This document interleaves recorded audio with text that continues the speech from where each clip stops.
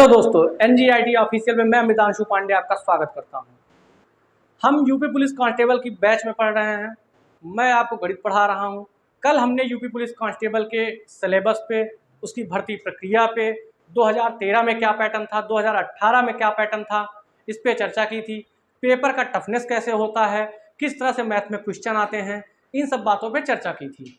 आज हम उसी सीरीज को आगे बढ़ाते हुए मैथ के एक और दो क्वेश्चन और देखेंगे और कुछ क्वेश्चन और पैटर्न रीजनिंग के देखेंगे। और इसके बाद कल से जब हमारी अगली क्लास होगी तो हम मैथ को एकदम स्टार्टिंग से एकदम बेसिक लेवल से आपको पढ़ाना शुरू करेंगे।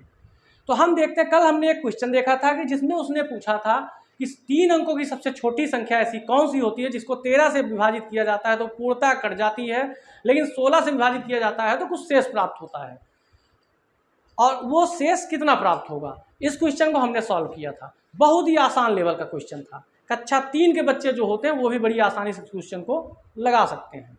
अब आज हम चर्चा करेंगे एक क्वेश्चन मेंसुरेशन में 2018 में आया था, जो बहुत ही आसान था, लेकिन वो गोला देख के वृत्त का लोग घबरा जाते हैं। क्यों? क्योंकि वो बच्चे नए होते हैं, नई नई तैयारी में आए होते हैं, उम्र कम होती है, उतने एक्सपीरियंस नहीं होते हैं।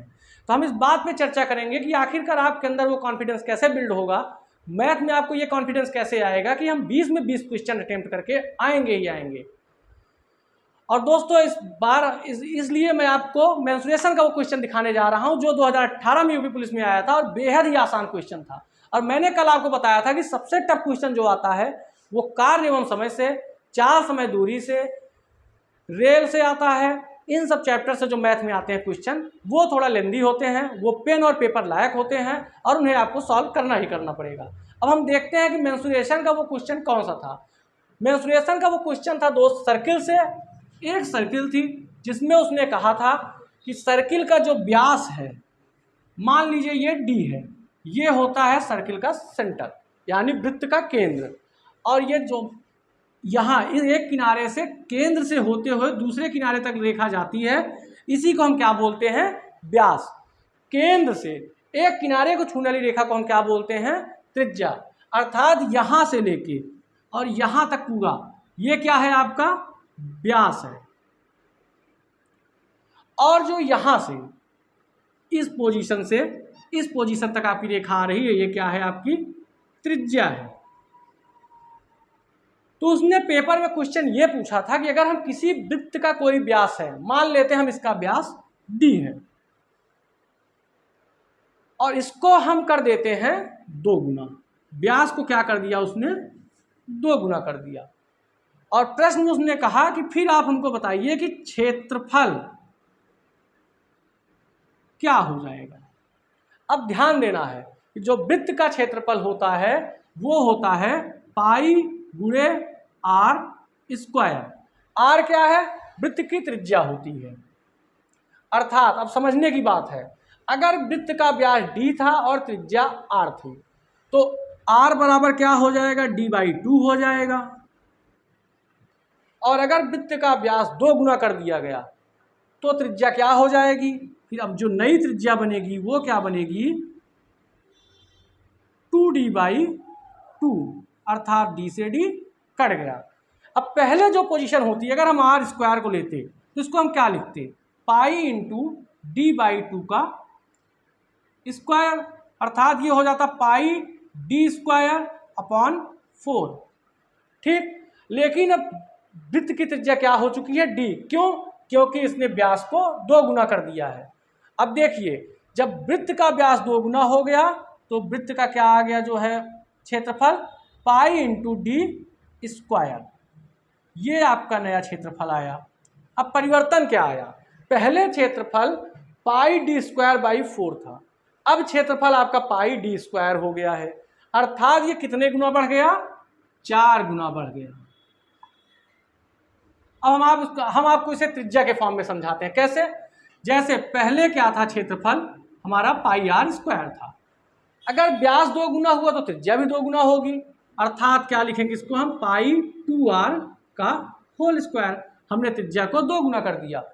अब जब हम इसका सॉल्व देखेंगे तो ये क्या आएगा? Pi into 4r²। इसको क्या लिख सकते हैं? 4 पाई r²। पहले देखिए, पहले क्या था क्षेत्रफल? पाई आर स्क्वायर था। अब क्षेत्रफल क्या हो गया, 4 पाई आर स्क्वायर हो गया, अर्थात कितने गुना हो गया, 4 गुना हो गया। तो इसका उत्तर यही था। बहुत ही आसान लेवल का क्वेश्चन, लेकिन बच्चों को क्या लगता है ये क्वेश्चन बड़ा टफ है। क्यों? क्योंकि वही वृत्त देखकर, व्यास देखकर और त्रिज्या देखकर। लेकिन आपको समझना होगा चीज़ें हमेशा कैलकुलेशन होती हैं, गणित कैलकुलेशन पर ही चलती है, कैलकुलेशन से बाहर गणित कहीं नहीं जाती है। अगर आपको जोड़, घटाना, गुणा और भाग ये 4 चीज़ें बेहतर आती हैं और इसके साथ साथ बेसिक मैथमेटिक्स में दशमलव और भिन्न, ये अगर चीज़ें आपको आती हैं तो आप बहुत आसानी से ही गणित के 20 क्वेश्चन बना के वहाँ से आएंगे। अब हम देखेंगे कि रीजनिंग में क्वेश्चन किस पैटर्न के आते हैं। मैं आपको 2-3 क्वेश्चन ऐसे बताऊंगा रीजनिंग के, जिसका पैटर्न देख के आप समझेंगे कि रीजनिंग के क्वेश्चन किस तरीके से आते हैं, लगभग किस चैप्टर से वो कितने क्वेश्चन लेता है और उन क्वेश्चन की टफनेस क्या होती है, वो कितने टाइम में आपसे सॉल्व हो जाएगा और आप उसमें पूरा नंबर गेन कर सकते हैं या नहीं। तो दोस्तों अभी हमने मैथ का सवाल देखा कि वृत्त का सवाल कैसा था, बेहद ही आसान लेवल का था। अब हम बात करेंगे रीजनिंग की। रीजनिंग में किस तरीके के क्वेश्चन आते हैं। रीजनिंग में देखिए आपको सबसे ज़्यादा क्वेश्चन कहाँ से मिलेंगे, सीरीज से। और सीरीज भी 2 तरीके की होती है, एक होती है न्यूमेरिक सीरीज और एक होती है अल्फा सीरीज, और एक होती है अल्फा और न्यूमेरिक सीरीज मिलाकर। सीरीज कौन कौन सी होती है, एक अल्फा सीरीज होती है जिसमें क्या होता है, अल्फाबेट होते हैं, और दूसरी होती है आपकी नंबर सीरीज, और तीसरी होती है आपकी अल्फा न्यूमेरिक सीरीज।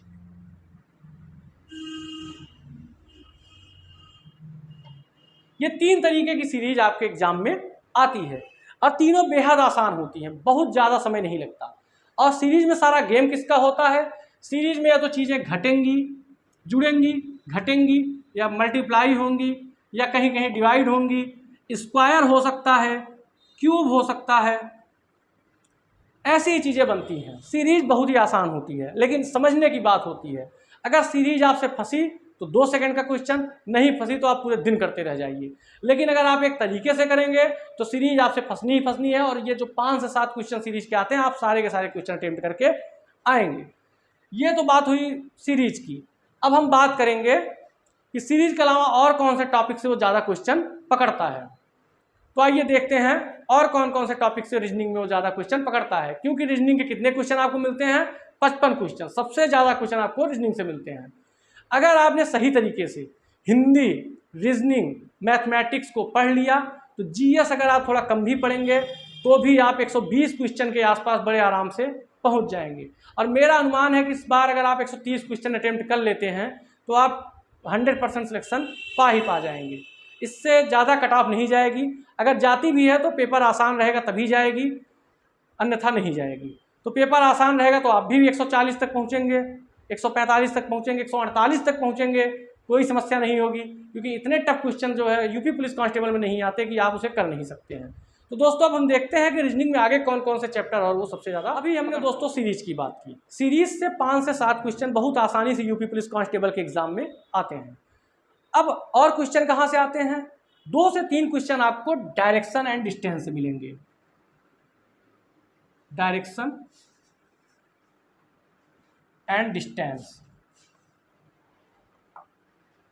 दिशा एवं दूरी से आपको 2 से 3 क्वेश्चन बहुत आसानी से मिलेंगे और बेहद आसान क्वेश्चन होते हैं। जैसे क्वेश्चन कैसे पूछता है वो, कि मैं किसी का नाम यहाँ पे नहीं कर रहा हूँ, मैं ए अल्फ़ाबेट में आपको बताऊँगा कैसे। जैसे ए अपने घर से 5 किलोमीटर दक्षिण की तरफ गया, तो आप क्या करेंगे, ऐसे ही होता है, ये प्लस का चिन्ह है, ऊपर की तरफ नॉर्थ होता है तो नीचे की तरफ क्या हो जाएगा, साउथ हो जाएगा।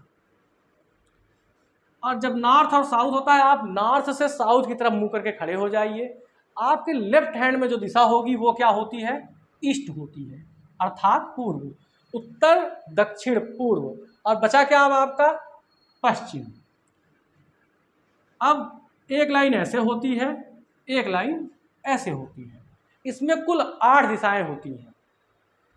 ये जो दिशा बनती है ये नॉर्थ और ईस्ट मिला के क्या बनती है, नॉर्थ ईस्ट, जिसे कहते हैं उत्तर पूर्व। ये दिशा क्या बनती है, ये साउथ ईस्ट बनती है, जिसे क्या कहते हैं, दक्षिण पूर्व। ये दिशा क्या बनती है, ये साउथ वेस्ट यानी कि दक्षिण पश्चिम बनती है।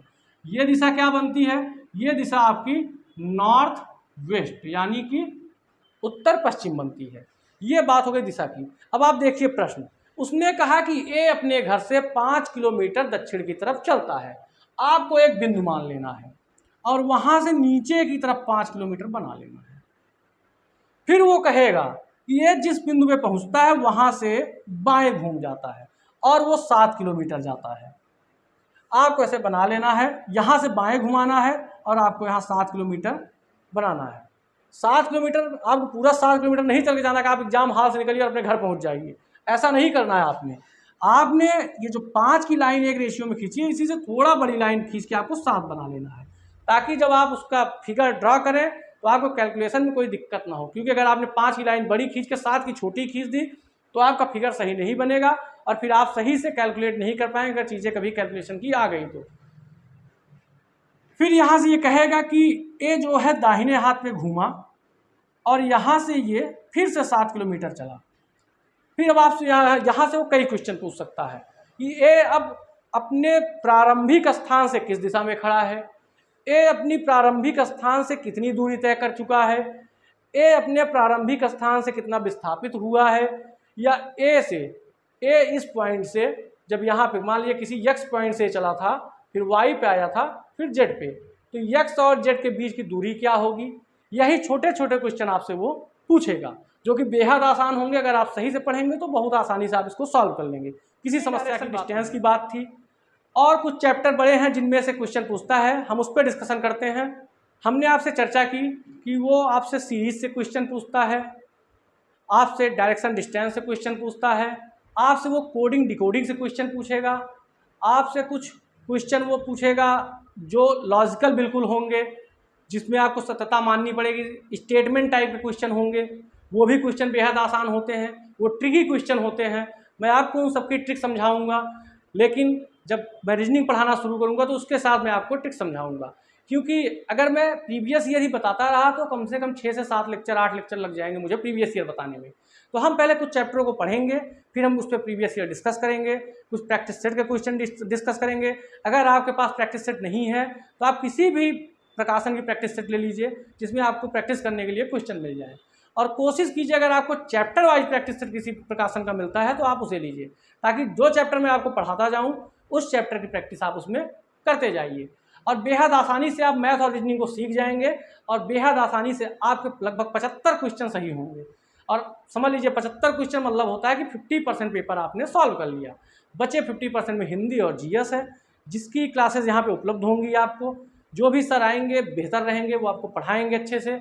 आप अगर उनको कंटिन्यू पढ़ते रहेंगे, फॉलो करते रहेंगे तो आप बहुत आसानी से वो भी 75 क्वेश्चन अटेम्प्ट कर लेंगे। और उम्मीद है अगर कोई बच्चा कंटिन्यू एनजीईआरटी से पढ़ता रहा तो 100% है कि आप में से ही कुछ बच्चे एनजीईआरटी से ही टॉपर निकलेंगे, जो टॉप रैंकर रहेंगे, टॉप 100 रैंक में शामिल रहेंगे इस बार यूपी पुलिस के एग्जाम में। लेकिन उसके लिए क्या करना है कि हम जितनी मेहनत कर रहे हैं उसका 10 गुना ज़्यादा मेहनत आपको भी करना पड़ेगा। अब हम देखते हैं गणित। हम आज ही गणित को शुरू करते हैं। कुछ मिनट और हैं आज के लेक्चर में। मैं आपको 2-4-6 मिनट आज गणित का बेसिक बता रहा हूँ। कुछ चीज़ें मैं आपको पढ़ने के लिए बोलूँगा जो आपको कल पढ़ के रेडी रहना है, क्योंकि उसी के बेसिस पे मैं आगे आपको बताता जाऊँगा। गणित में सबसे पहले आप समझिए कौन कौन से चैप्टर आपको पढ़ने हैं और किस क्रम में पढ़ने हैं। सबसे पहले तो आपको एकदम बेसिक पढ़ना है। बेसिक में क्या? गिनती और पहाड़ा, ये आपको आना चाहिए। गिनती कहीं तक भी आनी चाहिए, 1 से 100 तक लोग पढ़ते हैं, लेकिन आपको बनाना आना चाहिए गिनती, कुछ भी आप बना सके। और पहाड़ा आपको लगभग 20 तक एकदम रटाया होना चाहिए। उससे ज़्यादा भी आपको आता है तो भी ठीक है, वरना मैं आपको ट्रिक बता दूंगा जिससे आप बेहद आसानी से, पहाड़ा आपको रटने की जरूरत नहीं पड़ेगी, आप बेहद आसानी से चीज़ों को समझ जाएंगे। इसके बाद हम एक चैप्टर पढ़ाएंगे आपको, नंबर सिस्टम।